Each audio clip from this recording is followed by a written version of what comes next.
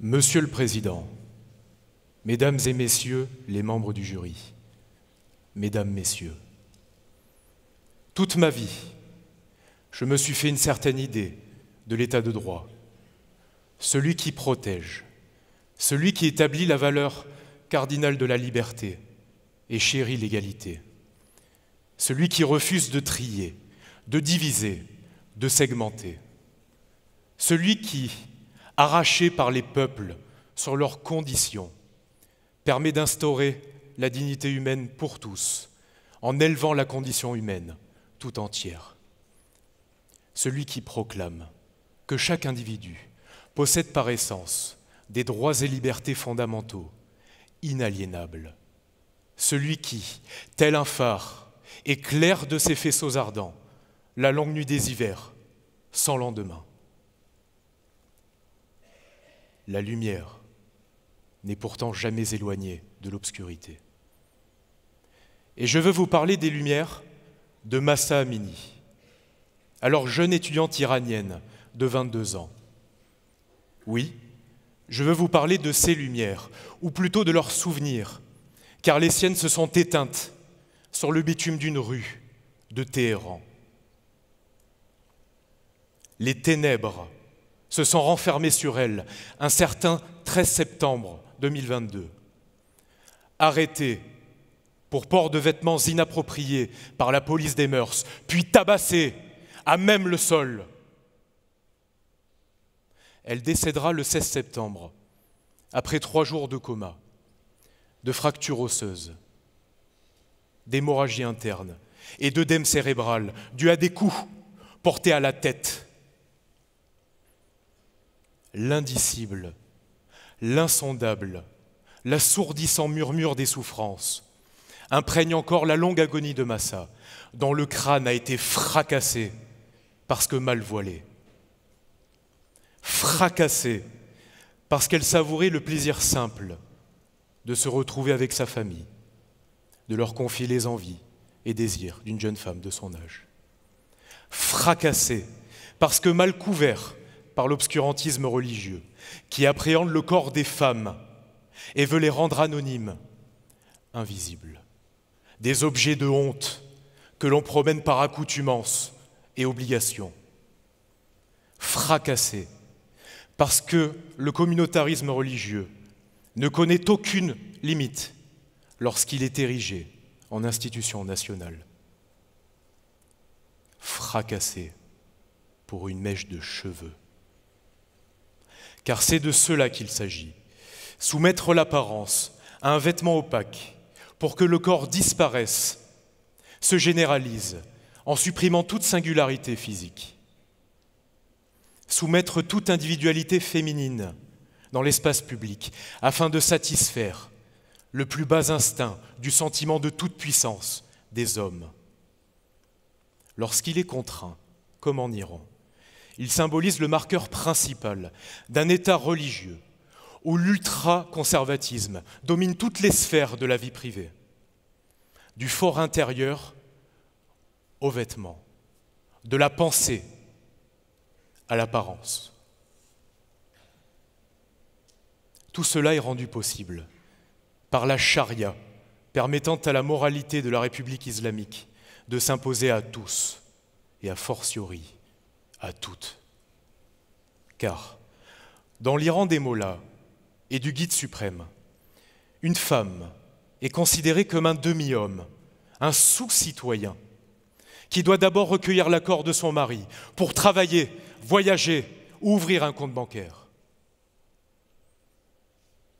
Elle n'a désormais plus le droit de s'inscrire dans l'une des 77 filiales qui lui est proscrite, comme la biologie ou la littérature anglaise. Son témoignage devant des juridictions, lorsqu'il n'est pas simplement nul et non avenu, vaut tout autant que la moitié de celui d'un homme. Tout contact entre un homme et une femme qui ne sont pas de la même famille est totalement interdit. Les violences conjugales, quant à elles, ne sont pas condamnées. Et le viol nécessite la présence de 2 témoins oculaires pour être poursuivi. sous peine d'être considérée comme un adultère. Partout, la femme est légalement perçue comme soumise à l'homme. Partout. L'Iran du président Raïssi bafoue ainsi impunément les droits et libertés fondamentaux inscrits dans la Déclaration universelle des droits de l'homme qu'elle a ratifiée dès sa proclamation en 1948. À commencer par son article 1er, qui établit la liberté et l'égalité en dignité et en droit de tous les êtres humains. Son article 5, bannissant l'usage de la torture. Son article 9, proscrivant la détention arbitraire. Ou bien encore, son article 19, garantissant la liberté d'expression et d'opinion. L'Iran, de l'ayatollah Khomeini, ne respecte pas non plus ses engagements internationaux élémentaires contenus dans le pacte international relatif des droits politiques et civils, ratifié en 1975. Les droits et libertés d'association et de réunion élémentaires ne sont toujours et absolument pas permis. Aujourd'hui, les pouvoirs politiques et religieux sont parfaitement imbriqués. Toute promesse d'ouverture du régime sont dénoncées comme autant d'effets d'annonce par les ONG compétentes. L'enquête officielle sur la mort de Mahsa Amini conclura à un problème cardiaque soudain, sans aucun contact physique, entraînant d'immenses manifestations historiques dans tout le pays.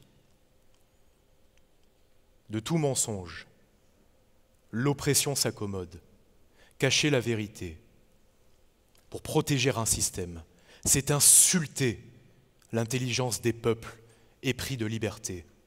Le peuple iranien ne cessera jamais de s'élever contre ces tyrans. Et voilà que, de Téhéran à Ispahan, de Chiraz à Qom, la jeunesse se lève pour réclamer son droit naturel à la démocratie, la liberté, l'égalité et la dignité. Mais l'ordinaire de la famille Amini, quant à lui, en fut profondément bouleversé. Leur fille chérie, leur perle, n'est plus. Mahsa est une martyre. Elle est le visage de cette révolte, de cette révolution qui s'annonce. Elle est le visage de cette lutte des femmes iraniennes pour leur liberté, contre le port obligatoire du voile et pour la dignité. Un gouvernement légitime gouverne avec son peuple. La faiblesse des tyrans s'exprime dans la violence de leurs armes. 100 jours après, face à ce sursaut du peuple iranien, le régime théocratique a répandu par plus de 18 000 arrestations arbitraires, des centaines de morts dans la rue, un usage massif de la torture et 13 condamnations à mort prononcées. La mémoire et la sépulture de ceux qui n'en ont pas. Il nous reste alors le souvenir de toutes ces femmes, de tous ces hommes contre l'ordre établi depuis 1979, contre la tradition imposée par les gardiens de la révolution islamique, armée idéologique du régime qui opprime par le sang ce qu'elle considère comme ennemi intérieur, c'est-à-dire ceux qui aspirent en des lendemains moins mornes, contre des valeurs extrémistes qui asservissent la communauté de destin et étouffent les aspirations nouvelles d'une jeunesse en quête d'émancipation. Mesdames et messieurs, le combat des femmes iraniennes pour leur liberté nous incombe. Il nous incombe en tant qu'héritiers du peuple inventeur de la laïcité, celle qui nous a été léguée par la Troisième République d'Aristide Briand et de Louis Méjean, celle qui permet le plein exercice de la citoyenneté. La laïcité affirme une séparation stricte entre les affaires politiques et celles religieuses, en imposant un devoir de neutralité absolue de l'État souverain, protégeant croyants et non-croyants. Elle affirme le droit de croire ou de ne pas croire et d'exercer son culte sans pression extérieure.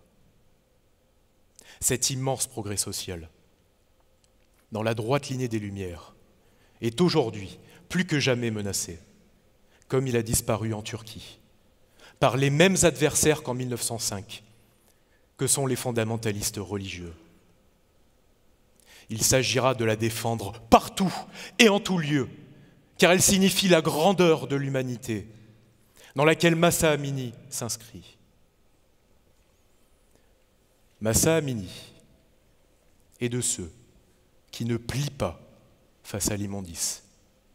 Elle relève des soldats de la liberté universelle qui, sous le soleil ou à l'ombre, sacrifièrent un long soir vide pour mieux remplir leur matin. Mahsa nous a ouvert le jour pour que la nuit se referme à jamais. L'Iran libre sera, l'Iran libre vivra.